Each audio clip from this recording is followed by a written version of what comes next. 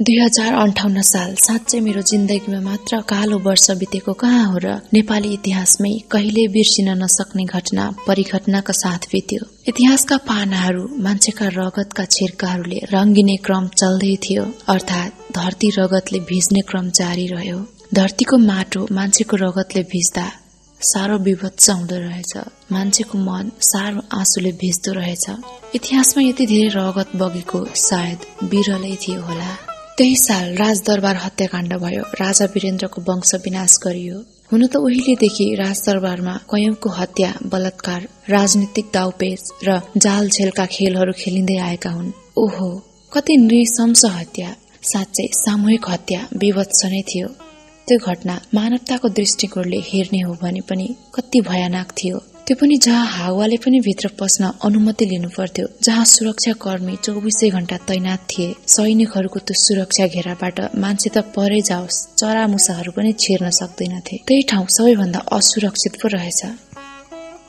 त्यो हत्याकाण्ड घटेपछि मान्छेमा एक खालको स्तब्धता छायो। उनीहरू भन्थे, आखिर सुरक्षित ठाउँ त कहाँ रहेछ र? त्यत्रो सुरक्षाको घेराभित्र बसेका मान्छेको वंश विनाश भयो। हामी त कुकुर बिरालो जस्तो मर्नुपर्छ, पुर्लुक पुर्लुक। बस हामीलाई त जसले पनि मार्न सक्ने रहेछ। मान्छेहरूमा देशको सुरक्षा संयन्त्र प्रति आशंका त्यति बेलैदेखि उठ्न थालेको हो। बोलेको भए अप्ठ्यारो थियो, जे पनि हुन सक्थ्यो। त्यसैले त मान्छेहरू मौन रहे। अलिकति कोमल हृदय हुनेहरूका आँखा कयौं दिनसम्म उभाएनन् र आँसु बगिरहे। अलिकति बुढापाकाहरू त भन्ने गर्थे, देशका बाबुआमा त गइहाले, अब के हुने हो खै।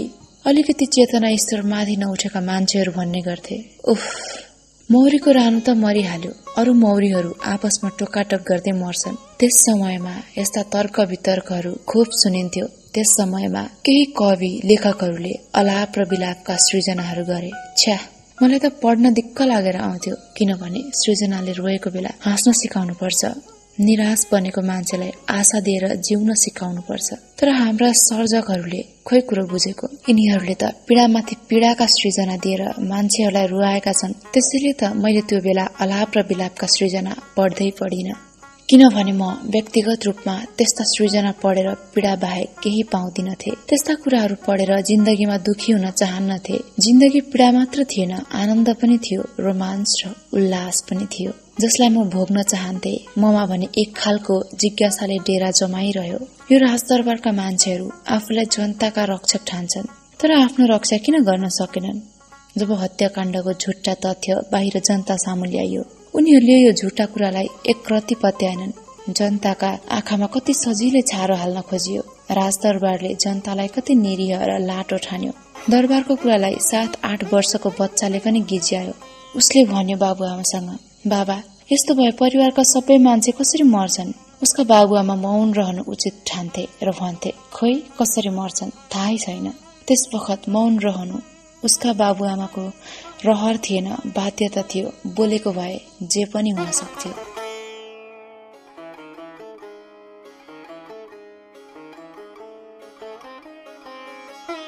यो मौनता र स्तब्धता धेरै समयसम्म टिक्न कहाँ सक्छ र? मान्छे पो हो त, कहाँ पशु जस्तो बन्धनमा अल्झिएर बस्न सक्छ र? 2-4 दिन जिन्दगीको मोहले चुप लाग्यो, त्यसपछि मौन रहन सकेन। ऊ साउतीले बोल्न थाल्यो, त्यसपछि सानो स्वरमा बोल्यो। त्यसले उसलाई आनन्द प्राप्त भएन। ऊ ठूलो स्वरमा बोल्यो, तर उसले जिन्दगीको मोह, डर, त्रास सबै कुरो बिर्सियो। त्यसपछि मान्छे मज्जासँग बाँच्यो। हुन पनि हो, त्यो हत्याकाण्डले मान्छेमा अनौठो खालको सन्तास भरेको थियो। मेरा मित्रहरू मसँग भेट हुँदा त्यही वेदनाका सृजनाहरू सुनाउँथे। मित्रहरूले सुनाउँदा म सुन्दिन भन्न पनि अप्ठ्यारो।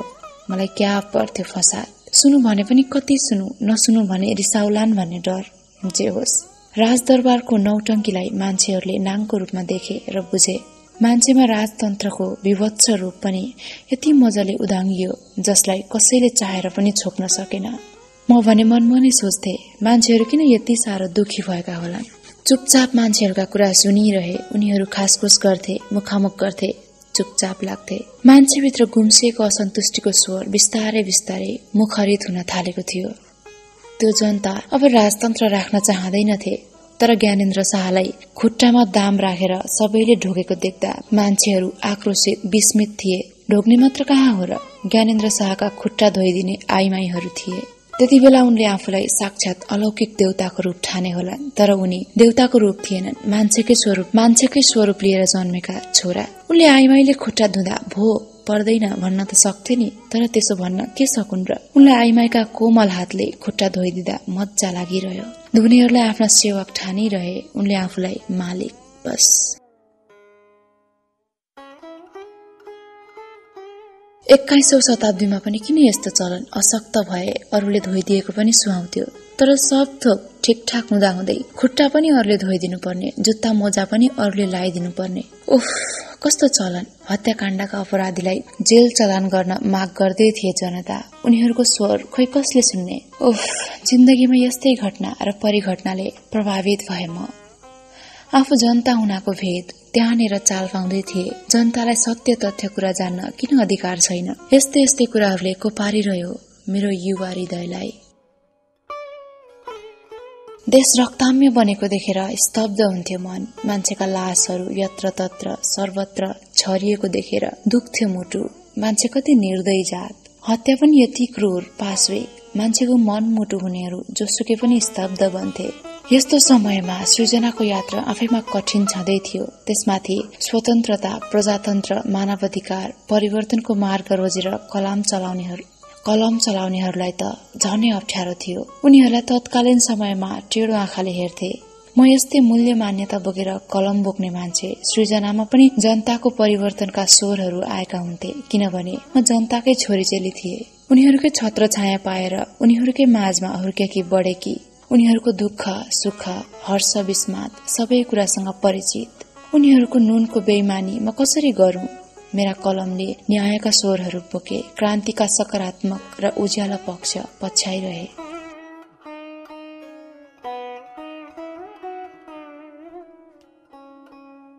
देशमा निरङ्कुशताका जराहरू झनझन फैलिँदै थिए। देशलाई तिनले अझ अँध्यारोतिर लाँदै थियो। न्याय प्रेमी लेखक, कवि, कलाकारहरू जनतन्त्रका आवाजहरू उठाउँदै थिए। मैले पनि सृजनामा न्यायका आवाजहरू उठाइरहे। निरङ्कुशताका विपक्षीहरूका लागि यो पाच्य कुरो थिएन। तिनीहरू त संसारभरि विष फैलाएर संसारलाई नै विषक्त बनाउन चाहन्थे। तर उनीहरूको यो चाहना कहिल्यै पूरा हुन सक्दैनथ्यो, किनभने उनीहरू संसारलाई आफ्नो मुठ्ठीमा लिन चाहन्थे र संसारलाई उल्टो गतिमा घुमाउन चाहन्थे। जो संसारको अहित र आफ्नो हित सोच्छ त्यसको चाहना कहिल्यै पूरा हुँदैन। नवयुगको सपना देख्नेहरूका लागि भने समताको कुरा सुपाच्य थियो। गाली दिनेहरूले गाली दिइरहे। त्यही ठाउँमा उभिएर मलाई लाखौं दबिएका मनहरूले स्याबासी दिइरहे।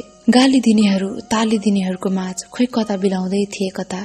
नवयुग जन्माउन चाहनेहरूले मेरा डोभहरू मेट्न काम गरेनन्। प्रत्यक्ष अप्रत्यक्ष रूपमा म हिँड्ने बाटो बनाइदिए। यस्तै यस्तै तिता मिठा अनुभूतिसँगै समय कट्यो, पात्रो फाट्यो, अनि सिंहको जिन्दगी पनि त्यही किस्ता किस्तामा बिस्तारै फाट्दै रह्यो।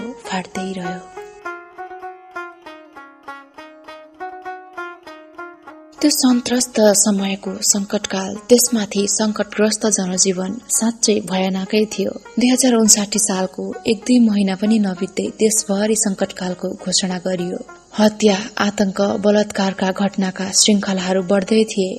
द्वन्द्व साँच्चै भयानकै हुँदो रहेछ, जसलाई जतिखेर पनि मृत्युकुण्डतिर तानेर लैजान सक्दो रहेछ। अलिकति चर्को आवाजले बोल्न पनि नहुने सेनाहरू फुक्का छोडिए। उनीहरूले पाएको स्वतन्त्रता न हो, जनतालाई सताउने काममा तल्लीन भए। उनीहरूले युद्ध गर्नेहरूलाई त सताए, सर्वसाधारण मान्छेहरूलाई पनि सताए। उनीहरूले मात्र होइन, त्यति बेला जंगल पसेकाले पनि सताए।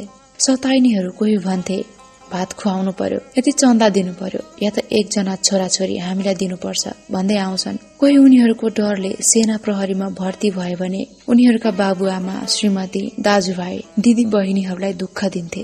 कतिलाई नृशंससँग मार्थे, बेपत्ता पार्थे। उफ, कति निर्दयता, कति नृशंसता। मान्छेबाट मान्छेको मन मुटु झिकिएपछि उसले जे पनि गर्न सक्दो रहेछ। जनता आतंकबाट त्राही बन्दै थिए। उता घर घरमा आतंककारीलाई खोज्ने नाममा सुरक्षाकर्मीले खोज तलास गर्थे। सर्वसाधारणलाई आतंकित पार्ने काम गर्थे। सेनाले कतिजना निर्दोष मान्छेहरूलाई मारपिट गर्थे, कतिजनालाई अनावश्यक ढंगले सताउने काम गर्थे। त्यति मात्र होइन, गाउँतिर सेना हत्या, बलात्कार अनि क्रूर काममा संलग्न भए रे। गाउँमा गएर सर्वसाधारण मान्छेलाई हेलो कमरेड लाल सलाम भनेर अभिवादन गर्थे सेनाहरू र उनीहरूलाई सर्वसाधारण मान्छेले त्यही शब्दमा अभिवादन फर्कायो भने त्यसलाई तेरो नेता खोइ भन्दै पिट्थे। जे मन लाग्यो त्यही गर्थे। अलिकति जवानीले भरिएका युवतीहरूलाई सामूहिक बलात्कारसम्म गर्थे भन्ने खबरहरू प्रशस्तै सुनिन्थ्यो। मानवता भन्ने तत्व सबैमा रित्तिसकेको थियो। सबैका सन्त्रस्त आँखाले समयसँग जीवनको गुहार गरिरहेको जस्तो लाग्थ्यो। हुन पनि हो, मान्छेलाई आफ्नो जीवनभन्दा प्यारो वस्तु कहीँ पनि हुँदो रहेनछ। त्यति बेला गाउँमा सनसनीपूर्ण अत्याचारका श्रृङ्खलाहरू बढ्न थालेपछि मान्छेहरू गाउँबाट सदरमुकाम सरे, सदरमुकामबाट देशका ठूल्ठूला शहरतिर सरे, त्यहाँबाट पनि राजधानीतिर सरे। त्यहाँ पनि अलिकति पुँजी भएकाहरूले त जीवनको सुरक्षा देखेनन् र विदेशतिर सरे। गाउँमा बढेका युवा युवतीहरू थिएनन्, कोही जंगलतिर थिए, कोही सेना प्रहरीतिर, कोही शहरतिर अनि कोही विदेशतिर। गाउँ सुनसान थियो। त्यहाँ बुढाबुढी बालबच्चाका आमाहरू मात्र थिए। दुवै पक्षका मान्छेहरूले तिनीलाई सताउँथे। छोराछोरी कहाँ हालिस, तेरो श्रीमान खोइ? कोही केटाकेटीहरू रोए भने पनि तेरा बाबुआमा खोइ भन्थे। कति हरामी व्यवहार। हाम्रा गाउँमा पनि सेनाले सर्च अभियान गर्दा गाउँमा सबै गाउँलेहरूको घर खोले, तर हाम्रो घर खोइ किन हो खोलेनन्। हाम्रो घरमा पनि सेनाहरू आएर पल्याक पुलुक हेर्ने काम गरिरहन्थे। अन्यत्र भन्दा हाम्रोमा मान्छेहरू आउने जाने भइरहन्थे। मेरा लागि सबै उत्तिकै थिए, कोही घटी र बढी थिएनन्। म सबैसँग उत्तिकै व्यवहार गर्थे, हाँस्थे, गफ गर्थे। सेनाहरू मलाई भेट्ने निहुले आएर घण्टौंसम्म बस्थे। मेरा कोठाका प्रत्येक सामान मजाले निहाल्थे र कहिलेकाहीँ के सनक चढेर हो कुन्नी कोठाका सबै वस्तुलाई मार्क्सवादी देख्थे। अरू त के फिल्मी हिरो हिरोइनका पोस्टरहरूलाई पनि उनीहरू मार्क्सवादी नै देख्थे। कस्तो अचम्म। मार्क्सवाद भनेको वैज्ञानिक दर्शन हो जो आफैमा नराम्रो छैन। दर्शन भनेको सबै मान्छेमा हुन्छ, किनभने मान्छेमा विचार हुन्छ, विवेक, चिन्तन हुन्छ, दृष्टिकोण हुन्छ। त्यहाँ सिङ्गो एउटा दर्शन हुन्छ। तर उनीहरूलाई खोइ कसले भनिदियो कुन्नी मार्क्सवादी सबै थोक नराम्रो। त्यसैप्रति क्रूर बने। बिचराहरूले आफ्नो स्वविवेकले कुन कुरो राम्रो भनेर छुट्याउन सकेनन्। उनीहरूलाई माथिको आदेश पनि त्यस्तै तरिकाले दिएको थियो कि क्या हो? नत्र मान्छे सबैको आफ्नो विचार, विवेक, दृष्टिकोण हुन्छ र आफ्नै खालको दर्शन पनि हुन्छ। त्यसै अनुसार जीवन बाँच्न प्रत्येक मान्छे आफैमा स्वतन्त्र हुन्छ भन्ने कुरा उनीहरूलाई कहिले सिकाइएन। र त उनीहरू आम मान्छेको स्वतन्त्रताप्रति क्रूर बने। उनीहरू म कहाँ भएका प्रत्येक सामानलाई मार्क्सवादी देख्थे र भन्थे यहाँका प्रत्येक वस्तु मार्क्सवादी रहेछन्। खुब मार्क्सवादी किताबहरू पढिन्छ कि क्या हो? मलाई सोध्न मन लाग्थ्यो, के यी भित्ताहरू पनि मार्क्सवादी देख्नुभयो? तर मैले पनि जस्तो व्यवहार उनीहरूले गरे त्यस्तै व्यवहार गर्न त मिलेन। त्यसो गरेको भए म र उनीहरूमा के फरक हुन्थ्यो र? त्यसमाथि उनीहरूको हातमा कानून थियो, बन्दुक थियो र सबैभन्दा ठूलो कुरा उनीहरूलाई जीवनको पक्षमा बोल्नेलाई गोली हान्ने माथिको आदेश थियो। बोल्न पनि एक एक शब्द तौलेर मात्र बोल्नु पर्थ्यो। शब्दमा पनि मान्छेको ज्यान जान सक्थ्यो। कहिलेकाहीँ त अति हुन्थ्यो र भनिदिन्थे म स्वतन्त्र लेखक हुँ, मैले यो पढ्नुपर्छ र त्यो पढ्नु हुँदैन भन्ने छैन। मैले मार्क्सवादी किताबहरू मात्र होइन अरू किताबहरू पनि भेटेसम्म पढ्ने गरेकी छु। यसो भनिदिएपछि उनीहरू चुपचाप लागेर जान्थे। संकटकाल यति भयग्रस्त भयो कि मान्छेहरू केही अत्यावश्यक कुरा बोल्न पनि डराउँथे। उनीहरूलाई कति बेला के हुने हो भन्ने सन्तास भइरहन्थ्यो। यो सन्तासले मेरो घरलाई पनि के छोड्थ्यो र? छोडेन। सेना त्यति बेला पनि फुक्का छोडिएका थिए। उनीहरू गाउँ घरमा जसको घरमा पनि पसेर जे मन लाग्थ्यो त्यही गर्थे। यहाँसम्म उनीहरूलाई मन लाग्यो भने जसको ज्यान पनि लिन सक्थे। सेना रक्सीले मातेर मसँग आई, जेठी सासू तिमीलाई कहिले विवाह गर्न मन लाग्दैन भनेर छिल्लिन्थे। थुइक्क नामर्दहरू अरू केही काम नपाएर मेरी फुलजस्ती बहिनीमाथि आँखा लगाउन लाज लाग्दैन? उसको जवानीमाथि राल चुहाउन शरम लाग्दैन? अनि म तिमीहरू जस्तो यौन उन्मादले पातिएर विक्षिप्त बनेकी छैन। भो विवाह गर्न मन छैन भन्ने मुखभरिको जवाफ दिएर खेद्न मन लाग्थ्यो। तर म जनता थिए, उनीहरू माथिबाट खटाइएका मान्छे। जथाभावी मुख लाउन पनि कहाँ छुट थियो र? म दारा किटेर भन्थे, अब तपाईहरुको कुरा मैले सुने र बुझे, जानुहोस्, गेट आउट। त्यसबेला एक्लै बाटो हिँड्दा मीनालाई के भने रे, उफ, केटी मान्छेमाथि किन नराम्रो तरिकाले आँखा गाड्छन् यी मान्छे नामका हिंस्रक जन्तुहरू। सेनाका अधिकृतहरू पनि बेला बखतमा आइरहन्थे। उनीहरू पनि मलाई सहयोग गर्न भन्थे। म उनीहरूलाई मानव अधिकारको सम्मान गर्न र सेनाहरूलाई जथाभावी नछोड्न भन्थे। मेरो लेखन यात्रा यस्तै उतार चढावको बीचबाटै अगाडि बढिरह्यो। यस अवधिसम्म मैले थुप्रै हन्डर र ठक्कर पनि खाइसकेकी थिए। जिन्दगीलाई पनि अलिकति फरक अर्थमा बुझिसकेकी थिए। जिन्दगी संघर्ष पनि रहेछ, अलिकति अप्ठ्यारो, अलिकति सजिलो, मोड पनि आउँदो रहेछ। जे होस्, जिन्दगी नै रहेछ। त्यो संकटभित्र पनि चलेको थियो एउटा जिन्दगीको क्षण। जिन्दगी अप्ठ्यारो परिस्थितिबाटै गुज्रिँदो रहेछ। मेरो पनि कहाँ सजिलोसँग गुज्रिएको छ र। नित्य कर्म अरूले गराइदिनु पर्ने, कतै हलचल गर्नु पर्दा अरूको सहयोग बिना हलचल गर्न नसक्ने, केही देख्न हेर्नका लागि पनि बाक्लो ग्लास भएको, शक्तिशाली पावर भएको चस्मा लाउनु पर्ने। कस्तो बन्धन भित्रको जिन्दगी। खाना खाइसकेपछि आफै चुट्न पनि नसक्ने, अर्कैले चुटाइदिनु पर्ने। अरूसँग सबै थोक थियो, मसँग केही थिएन। उफ, कति उल्झन भित्र पनि मैले बाँच्नु पर्ने, चलाउनु पर्ने। मसँग केही थिएन तर पनि केही थियो। अरूसँग सबै थोक थियो तर उनीहरूसँग जे थिएन त्यो मसँग थियो। उनीहरूसँग जे थियो मसँग त्यो केही थिएन। नियति पनि कति निर्दयी, चारैतिर बन्धनै बन्धन। त्यसभित्र एउटा लाचार जिन्दगी। मसँग केही नभए पनि बाँच्ने इच्छा थियो। त्यससँगै जोडिएको अलिकति विचार, भावना, चाहना जे थियो म हुनुको अर्थ थियो, अर्थात् मान्छे हुनको एउटा महासत्य।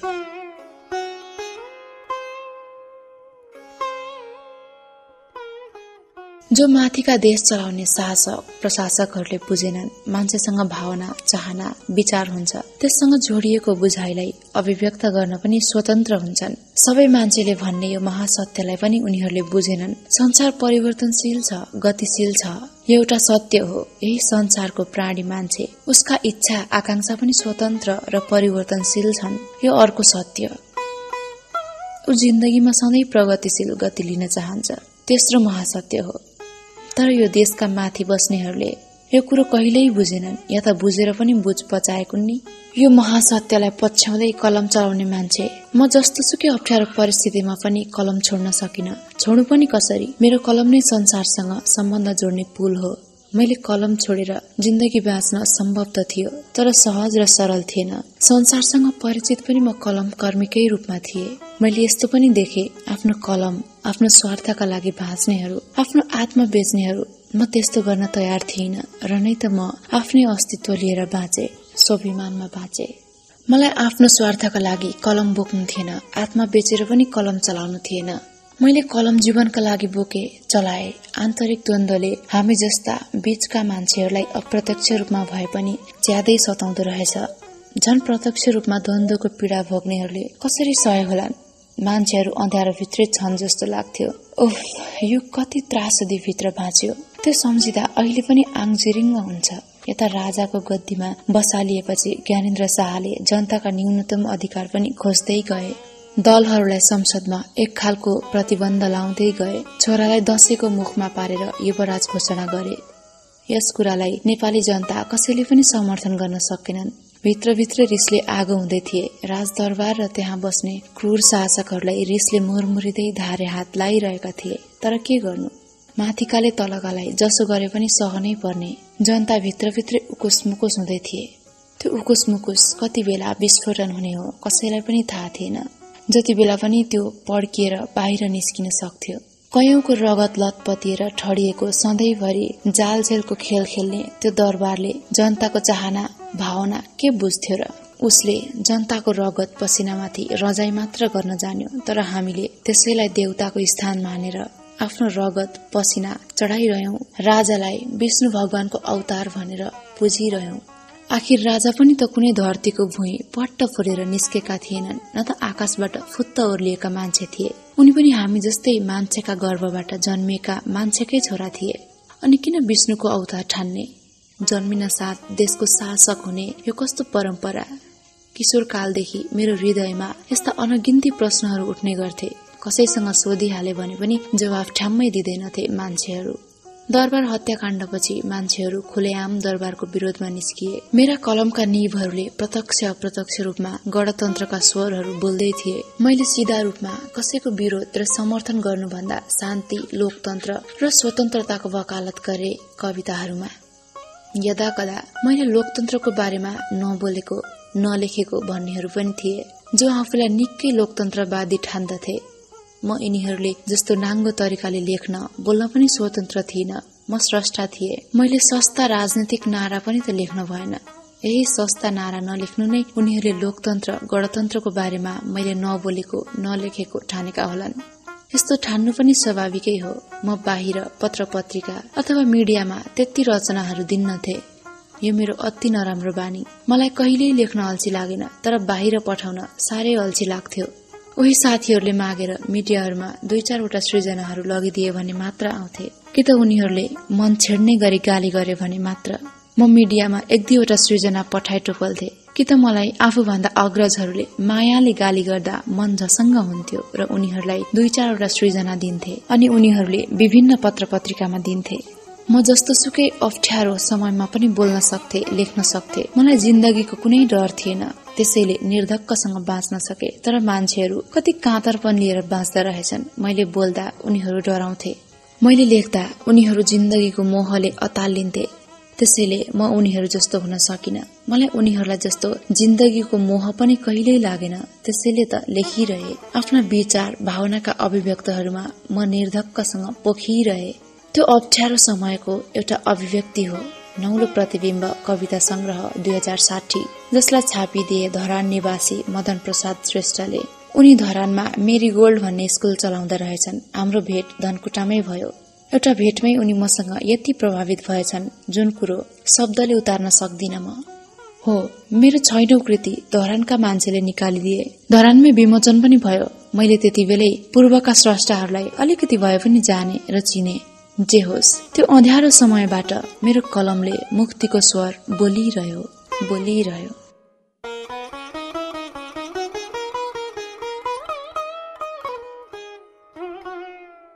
हुन त यस अगाडि पनि म धरान 2-4 चोटि आएकी थिए। यसपटक भने अलि भिन्न किसिमको थियो बसाई, किनभने म आफूलाई माया गर्ने, आफूलाई सम्मान गर्ने मान्छे कहाँ बसेकी थिए। हो, म मदन प्रसाद श्रेष्ठकै घरमा बसे, जहाँ मलाई आफ्नै छोरीलाई गर्ने व्यवहार गरिन्थ्यो। साँच्चै धरान विदेश जाने लाहुरेहरूको सहर हो। उनीहरूले विदेशमा गएर श्रम गरेर सम्पत्ति यही ल्याएर भव्य भव्य घरहरू बनाउँछन् र श्रीमती छोराछोरीहरूलाई ओखाइ पोखाइ सुख सहल दिन्छन्। यो त्यही सहर हो जहाँ लाहुरेहरूको अधिक श्रम र पसिनाको कमाई पोखिएको छ। यहाँका मान्छेहरूलाई हेर्दा लाग्छ कुनै दुःखको रेखा यिनीहरूको अनुहारमा अलिकति पनि कोरिएको छैन। तर छाताचोक, भानुचोक, पुरानो बजार, नयाँ बजार आदि स्थलहरूमा ढोके नाम्लेहरू उदास मुहारमा उभिएको देख्दा लाग्छ आखिर यो सहर पनि उस्तै रहेछ। यो सहरमा पनि गरिबीको जिन्दगी उस्तै रहेछ। जे होस्, धरान मलाई रमाइलो लाग्छ, किनभने त्यहाँ संगति असंगतिहरू जो भए पनि मान्छेको मूल्य बुझ्ने मान्छेहरू थोरै भए पनि छन्। मेरो 6औं कृति नौलो प्रतिबिम्ब कविता संग्रह विमोचन गर्दा नै मैले पूर्वतिरका स्रष्टाहरूलाई अलिकति भए पनि चिने। मान्छेहरूलाई रूप रङले मात्र चिनेर कहाँ हुन्छ र, उसको व्यवहार र विचारले पनि चिन्नुपर्छ। म त्यही मान्यता बोकेर हिँडिरहेकी मान्छे। मैले पनि दुनियाँमा केही मान्छेलाई रूप रङले चिने, केहीलाई व्यवहार र विचारले चिने।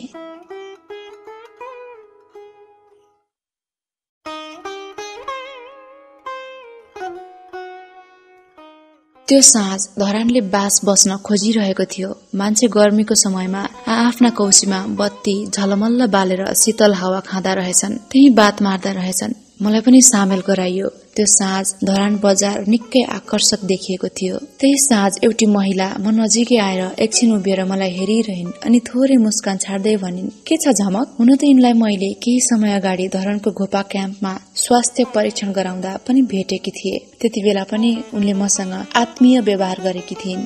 त्यो समय उनले आफ्नो नाम भनेकी थिइन्। मेरो हुस्सु दिमागले राम्ररी टिप्न सकेन। ज्वाला भनिन् क्यारे। म कुनै प्रतिक्रिया नदिएर टोलाइरहे। त्यसपछि केही ठूलो स्वरमा भनिन्, म बेन्ज्वाला श्रेष्ठ। बल्ल म हाँसे। पछाडि थपिन्, मदन सरकी छोरी। हामी कोठामा छिरेर गफ गर्न थाल्यौं। मान्छेहरूको भीडभाडबाट अलग्गिएर हामीले धेरै बेर गफ गर्यौं। गफगाफका क्रममा यस्तो लाग्थ्यो हामी पूर्व परिचित पुराना मित्रहरू हौ। महिलाका विषयमा हाम्रा विचारहरू समान रहेछन्। उनले मेरो डायरी पल्टाएर हेरिन्। त्यहाँ मैले महिलाका विषयमा थुप्रै कुराहरू लेखेकी थिए। उनलाई ती कुराहरूले मन छोएछ। उनी पनि स्वास्थ्य क्षेत्रमा काम गर्दै रहेछिन्। उनले डायरी हेर्दै भनिन्, ओहो, यस्ता कुरा त बाहिर आउँदा कति राम्रो हुन्थ्यो। म चुपचाप लागिरहे। एकछिनपछि उनले भनिन्, कान्तिपुरमा लेख्ने हो भनिदिऊ, नत्र मेरो एउटी साथीलाई भनिदिन्छु, उनको श्रीमान त्यहाँ काम गर्छन्, भइहाल्छ।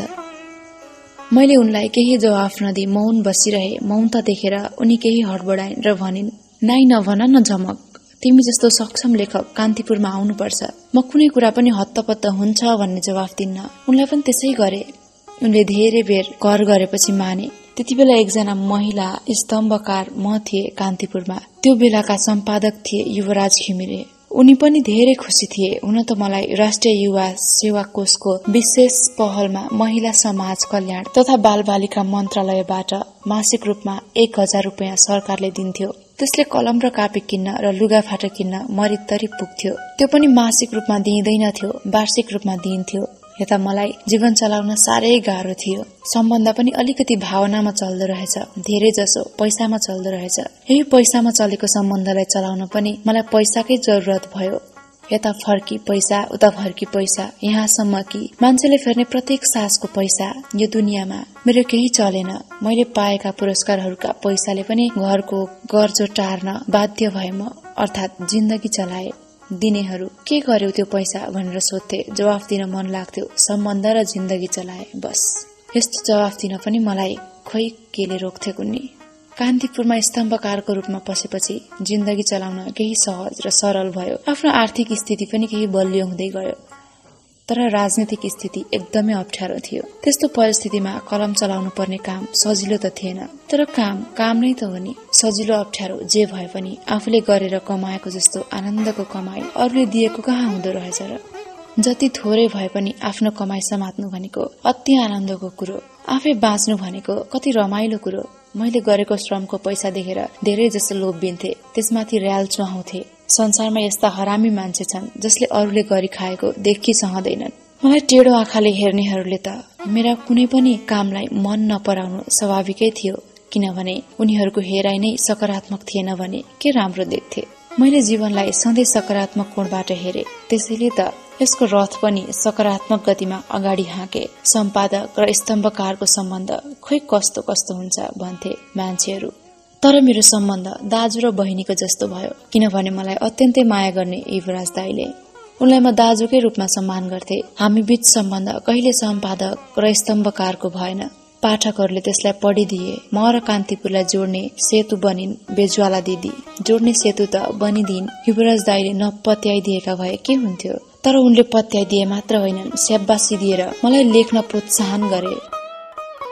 सर्वप्रथम 2060 साल असार 6 गते शुक्रबारदेखि कान्तिपुरमा हरेक हप्ता आफ्नै परिवेश नामक स्तम्भ मार्फत देखा पर्न थाले। आफ्ना पाठकहरूसँग त्यहीबाट सम्पर्क हुन थाले। मलाई जिन्दगी आफ्नै हो भन्ने लाग्न थाल्यो, रमाइलो लाग्न थाल्यो। आफ्नो काममा नै रमाउन थाले म। तर साहित्यिक लेखन र अखबारी लेखनको तालमेल मिलाएर लैजानु आफैमा कठिन काम थियो। आखिर दुवै काम समयले ठम्म्याएको महत्वपूर्ण जिम्मेवारी थियो, जसलाई मैले जसरी पनि पार लाउनै पर्थ्यो। कान्तिपुरले मलाई स्तम्भकारको काम मात्र दिएन, आफ्नो परिचय पनि दियो, अलिकति जिन्दगी चलाउने आधार पनि दियो। मैले कलम विभिन्न विषयमा चलाए। स्तम्भमा महिला बालबालिका, साहित्य, समाजको विकृति र विसंगतिका विषयहरू उठाउँथे, जसलाई पाठकहरूले मन पराउँथे। मायाले कतिले गाली पनि दिन्थे भने कतिले ताली पनि। मलाई दुईवटै मन पर्थ्यो। जे होस्, कान्तिपुर पब्लिकेशन्सले मलाई नयाँ रङको परिचय दियो। म त्यही परिचयले आफ्ना कयौं पाठकहरूको माझ छरिए, पढिए, पोखिए।